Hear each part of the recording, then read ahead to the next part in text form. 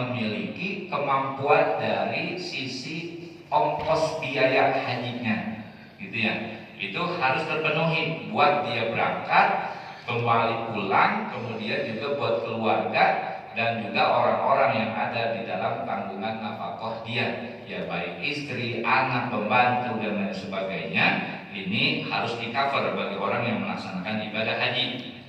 Kemudian wa ayyakuna qadiran, yang kedua adalah yang dimaksud dengan istita'ah itu adalah ayyakuna qadiran, seseorang yang melaksanakan ibadah haji itu memiliki kemampuan ala rukubid dabati, untuk menaikkan atau menaiki binatang apa yang disebut dengan alat transportasi. Ya kalau dulu tuh misalnya onta gitu ya, binatang-binatang yang dijadikan sebagai alat transportasi. Bizahabihi, ketika dia berangkat, warujumihi, dan juga ketika dia pulang.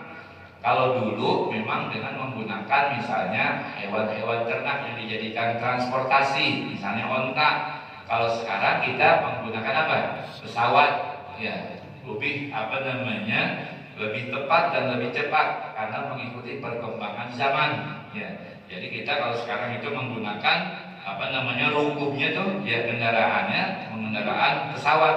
Ya kalau dulu itu sebelum tahun 75 dia menggunakan misalnya kapal laut, ya kapal jak itu yang luar biasa sampai 3 bulan, ya 3 bulan bawa koper gede, yang pindahan gitu, nyuci di kapal segala macam. Itu dulu orang-orang tua kita tuh begitu tuh berangkat haji, makanya pada dekat-dekat.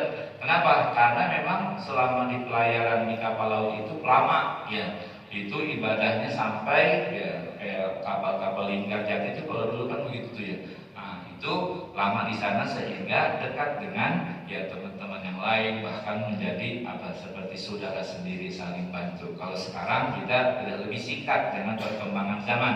Nah ini dalam kitab ini memang sifatnya masih yang kitab dulu jadinya bahasanya termasuk ruku bendabah, ya artinya kendaraan dari hewan tuh ketika pergi dan juga pulang. Jadi adanya kemampuan seseorang ya dari sisi kesehatan, ya, kesehatan fit badannya. Karena di sini disampaikan ya min ghairi masyaqqatin syadidatin, tanpa adanya kesusahan yang sangat.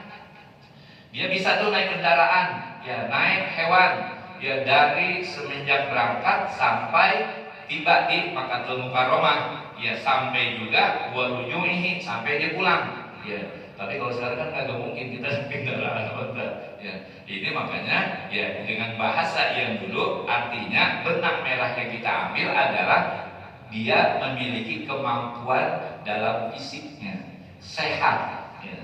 Ini kalau dia mampu tuh naik kendaraan, ya dari hewan tadi, dari pergi sampai pulang, kemudian, nah itu memang itulah yang disebut dengan istita'ah. Dia bisa naik kendaraan dengan jarak yang begitu jauh, berapa kilometer sampai ke sana, dan dia sehat afiat, berarti itu yang kedua istita'ahnya dari segi kesehatan. Fa in syaqqa alaihi rukubuha, kalau seandainya dia ini nggak ada kemampuan naik kendaraan, nggak bisa tuh naik hewan tadi tuh, ya fa yustaratu, maka disyaratkan ayyakadiru ala rukubi, untuk apa? Untuk ada kemampuan menaiki kendaraan fi syaqi muhmilin, artinya pada bagian sisi samping tempat tunggangan yang berada di sampingnya tuh, muzallalin, yang bisa melindungi dia dari inta'adda, yang mengganggu kenyamanan dia, bil hurri, daripada rasa panas, ataupun al-awil barodi, atau dingin. Jadi kalau dia nggak bisa menunggangi katakanlah dulu itu onta, ketika dia nggak ada kemampuan, kesehatannya kurang, maka dia nanti posisinya itu bisa di samping. Biasanya kalau tempat tuh ya untuk menaruh barang, ya naruh barang itu kalau dia nggak bisa menunggangi hewan, maka dia ditaruhnya di bagian samping, ya. Dan itu terlindungi dari apa? Dari ya panasnya matahari dan juga dari dinginnya dengan cuaca. Itu kalau seandainya dia nggak mampu, ya. Kemudian Pak Insakko alaihi rukubuhu, kalau seandainya dia nggak ada kemampuan juga buat mengendarai, berada di samping ditaruh, tapi dia kondisinya sangat lemah, ya, nggak ada kemampuan, fa'ala saririn, maka dia diletakkan, ditaruh di atas ranjang kayak model tanduk begitu, ya.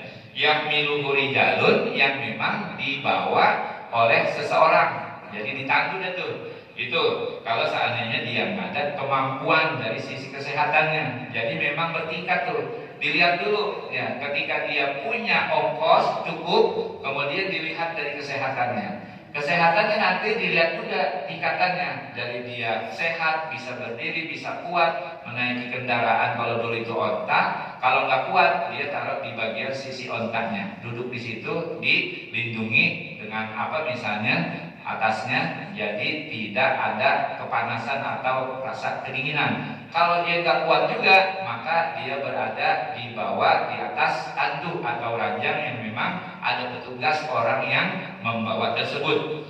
Nah, ini fa in suqa alaihi rukubuhu, kalau seandainya ya kagak ada kemampuan juga untuk mengendarai yang tadi itu, aisariru, ya artinya ditaruh di atas tanduk atau di atas ranjang yang ada kemampuan juga, aidon fala yajibu alaihil hajju, maka tidak ada kewajiban baginya untuk melaksanakan ibadah haji binafsihi, dengan sendirinya.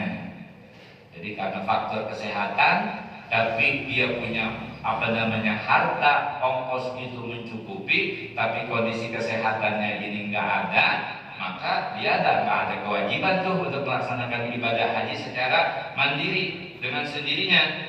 Tapi tetap ada kewajibannya, bal yajibu alaihi, akan tetapi wajib atas orang tadi ayyastajiro mayyahujju anhu, yakni dengan menyewa orang lain. Ya, dengan menyewa orang lain. Kenapa? Dia tuh nggak bisa, ya, nggak bisa berangkat karena kondisi kesehatan. Tapi dia punya kewajiban karena memang udah cukup dari sisi apanya? Dari sisi ongkosnya. Nah, karena posisinya ini belum kuat dan nggak mampu, maka dia itu tetap ada kewajiban untuk menyewa orang lain, mempekerjakan orang lain bagi orang yang berhaji, ya berhaji membadalkan dari dia tersebut. Nah, ini kaitannya fauron, segera, ya, segera. Apakah di tahun itu yang memang ada daripada pelaksanaan ibadah haji? Wa in qadaru ala dzalika, ya, jika ada kemampuan yang demikian tersebut, air istijarah bagi orang tadi untuk memberikan upah tuh, maka dia harus memberikan upah karena memang ada ongkosnya, ada kemampuannya. Nah, kemudian fa in wajada man yahujju alaihi, kemudian kalau seandainya dia menemukan orang yang mau melaksanakan ibadah haji, membadalkan dia tuh untuk ibadah haji bila ujrotin, ya ada orang yang memang bersedia, dia kagak mau dibayar, ya nggak mau dibayar. Nah, orang yang seperti ini wajib alaihi, maka wajib orang yang tidak mampu tadi ayyazana lahu, untuk memberikan izin lahu kepada dirinya tadi, orang yang mau bantuin gitu ya. Tapi biasanya kalau sekarang jarang, ya biasanya kalau kita minta tolong sama orang itu nanti ada istijarahnya, ada biaya, ya. Karena apa? Karena membutuhkan fisik, yang membadalkan haji orang lain, maka dia itu memberikan apa? Memberikan muknahnya, biayanya. Ya jangankan haji, kadang umrah begitu juga, ya. Ini yang disampaikan oleh pengarang. Kemudian berikutnya waman mata, dan barang siapa yang meninggal dunia, wa qad lazimahu hajjata fardin, barang siapa yang meninggal dunia tetapi dia memiliki kewajiban untuk melaksanakan haji fardu, ya. Haji fardu, haji yang memang dilakukan karena sebab dia mengkodok atau juga sebab dia nazar. Nanti ada haji Islam, ada haji fardu. Kalau haji fardu, ya haji fardu ini dia melakukan sebabnya karena apa? Karena dia nazar. Ya, dia udah berangkat haji, kemudian mau berangkat haji lagi karena ada nazar suatu, kemudian mengharuskan dia. Atau juga dia mengkodok hajinya. Sekiranya mungkin ibadah yang dia lakukan hajinya itu ada yang kurang misalnya. Nah, maka yang seperti itu dia apa? Diperbolehkan. Ada orang yang membadalkan daripada haji fardunya tadi. Ada lagi yang namanya haji Islam. Kalau haji Islam itu adalah haji yang memang pertama kali yang dia lakukan sebagai apa? Kewajiban seumur hidup satu kali. Jadi ada haji Muslim, haji Islam, ada haji fardu. Nah, ini ketika ada orang meninggal, kemudian dia ini ada kewajiban haji fardu, katakanlah dia nazar. Nah, kemudian tuh meninggal, jaza likulli ahadin, maka boleh tuh bagi setiap orang, walau kana ajnabiyan, sekalipun orang lain, untuk membadalkan haji fardu tadi, wa illam ya'zan lahul warisu, sekalipun ahli warisnya tidak mengizinkannya, ayyahujja anhu, untuk membadalkan hajinya. Jadi kalau seandainya ada orang meninggal, dia punya kewajiban haji fardu, bukan kewajiban haji Islam. Nah, maka orang lain itu boleh, ya, boleh apa? Untuk melaksanakan hajinya atau juga membadalkan hajinya, sekalipun itu orang lain, sekalipun juga ahli warisnya tidak mengizinkan. Wa illam yusol, dan juga orang yang meninggal ini tidak memberikan wasiat, tetap itu termasuk diperbolehkan. Nah, ini bihajatin, dengan melaksanakan ibadah haji tadi fi hayatihi, di dalam hidupnya. Itu kaitannya dengan haji fardu. Kemudian wa misluhu, dan sama hukumnya, ya, haji fardu itu siapa? Man mata, orang yang meninggal, walam yastati hajjatal islami, ketika ada orang meninggal kemudian dia tidak mampu tuh untuk melaksanakan haji Islam fi hayatihi, di dalam hidupnya, ya. Dan ini juga sama. Jadi ketika ada orang meninggal, ya, dia ini tidak ada kemampuan, ya, untuk melaksanakan haji Islam di dalam hidupnya, tapi ada orang lain yang mau membadal hajikan. Ya, ini termasuk jaza, diperbolehkan. Kemudian fa'in mata, seandainya ada orang meninggal pada hajatul Islam. Nah, ini seandainya orang meninggal setelah haji Islam, wa laisa alaihi fardun, dan dia tidak memiliki haji fardu, artinya kewajiban nazar ataupun juga mengkodoknya, tawaqqafal hajju ala ibnihi fihi qabla mautihi, maka dia itu enggak ada kewajiban haji dan menurut izinnya sebelum kematiannya. Nah, ini kaitannya dengan haji yang fardu dan haji yang dikatakan haji Islam. Wala yasihul hajju, dan juga enggak boleh nih haji alal hayy. Jadi enggak sah orang yang punya kewajiban haji minta dibadalin sama orang yang hidup. Illa idza kana maktuban, kecuali kalau keadaannya ini mengalami kelumpuhan. Ya. Jadi ketika ada orang ada kemampuan, ya, melaksanakan ibadah haji, dia punya duit tapi dia nyuruh orang padahal dia ada kemampuan. Ini nggak boleh, ya, berdosa, bahkan haram.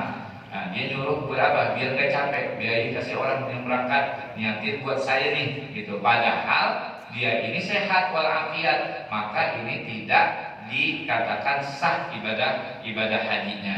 Nah, ini illa, kecuali apa? Karena makduban, kecuali kondisi keadaan orang itu adalah apa? Dha'ifan zamanan, artinya kondisinya memang lumpuh, yang nggak ada kesembuhannya, katakanlah permanen. Nah, ini kalau yang seperti ini diperbolehkan tuh, ya, wa azina fihi, dan memberikan izin baginya, liman yaf'aluhu, kepada orang yang akan melaksanakan dipekerjakan untuk membatalkan hajinya. Jadi ketika dia kondisinya lemah, nggak ada kemampuan, ya sementara dia punya uang, maka dibadalin itu ya hajinya. Nah, ketika dia kondisinya nggak ada kesehatan, tapi kalau sehat ini tidak diperbolehkan. Wala yasihu, dan juga tidak sah tuh ihramus shogiri, orang yang melaksanakan ihram dari anak kecil yang mumayyiz. Jadi ketika ada kita bawa anak kecil, ya ihram anak-anak yang dikatakan mumayyiz itu tidak sah illa biizni walihi, kecuali dari siapa? Dari walinya. Walinya tuh harus izin meskipun dia mumayyiz. Dia sah ibadah hajinya, punya nilai pahala, tapi dengan syarat izin dari walinya. Kalau nggak ada izin dari walinya, itu nggak bisa, meskipun dia dikatakan mumayyiz. Jadi tetap hitungannya harus ada izin dari walinya. Wa ghairul mumayyizi yahrumu anhu waliyuhu, dan orang yang memang bukan mumayyiz, ya orang bukan mumayyiz ini yahrumu anhu waliyuhu, dia mengihramkan oleh walinya tuh. Ya. Jadi ketika kalau misalnya anak mumayyiz, dia melaksanakan ibadah haji sendiri, tapi dengan catatan izin dari walinya. Sementara orang yang di bawah mumayyiz, orang yang tidak dikatakan belum mencapai tamyiz, maka itu yang melaksanakan siapa? Walinya. Yang mengihramkan adalah ihram adalah walinya. Kemudian wa yuhdiruhu mawadi'an nusuki, dan dia juga harus menghadirkan ke tempat-tempat ibadah haji. Nah, ini linusuki kulliha, semuanya tuh. Ya, baik dari nanti di Makkahul Mukarramah di Ka'bahnya, kemudian juga pada saat dia melaksanakan sa'i, kemudian nanti pada saat wukuf itu dibawa sampai ke tempat mabit di Mina, mabit di Muzdalifah, itu harus diajak sampai melaksanakan ibadah jamarat, ya, untuk melaksanakan ibadah haji. Nah, ini kaitannya dengan istitoah. Jadi ketika ada orang yang melakukan ibadah haji, dia punya biaya tapi dalam kondisi kurang sehat, itu dia tidak bisa hanya dengan dibadalkan kepada orang lain. Nah, kalau ini penyakitnya adalah penyakit yang permanen. Nah, cuma memang sekarang kalau ibadah haji itu biayanya memang lumayan besar dan waiting listnya itu agak lama. Nah, maka di sini perlu bagi kita, artinya untuk meniatkan, ya, untuk melaksanakan ibadah haji. Karena sekarang permasalahan banyak terjadi, katakanlah seperti misalnya bagaimana sih betul. Nah, itu harus minta izin si orang yang sakit dan tak mampu ini. Apa kalaupun langsung diberangkatin langsung sah? Lalu yang harus minta izin itu yang biayai atau yang melakukan? Kan kadang-kadang lain, kan ada yang biayai, ada yang jalanin ibadahnya, kan lain itu biasanya. Apa dua-duanya harus izin, atau yang jalanin aja yang harus izin, atau yang mana yang harus izin? Atau tanpa izin boleh? Untuk terkait dengan masalah badal gitu ya, ini perlu sebenarnya izin kaitannya dengan masalah kurban gitu ya. Jadi yang saya pahami itu tetap kita menyampaikan izin, dan yang biasanya sih kalau kita izin, siapapun juga pasti mau, seandainya diniatin buat berangkat begitu. Tapi memang ketika dia kondisinya artinya nggak ada kemampuan, itu tetap izin tetap ada, yang saya pahami seperti itu. Jadi untuk apa? Memberitahukan gitu ya, mohon izin nih, izinkan nggak untuk memberangkatkan gitu, baik kaitannya masalah haji dan ibadah umroh begitu. Jadi di situ tetap ada untuk meminta izin untuk memberangkatkan, ya baik itu nanti orang lain atau kayak bersangkutan sendiri yang membiayai, itu perlu adanya izin di situ. Kira-kira begitu. Terus kalau lanjut nggak izin, minta izinnya setelahnya boleh nggak? Yang awal mestinya di awal, karena pelaksanaan ibadah itu ya sebelum dilaksanakan gitu ya. Ini yang saya pahami sih, yang saya dapat itu tetap ketika memang dia kondisinya sakit dan nggak ada kemampuan, apalagi dia nggak punya dari ongkos, kemudian ini yang bersangkutan yang punya niat itikat baik itu ya bertandang ke rumahnya untuk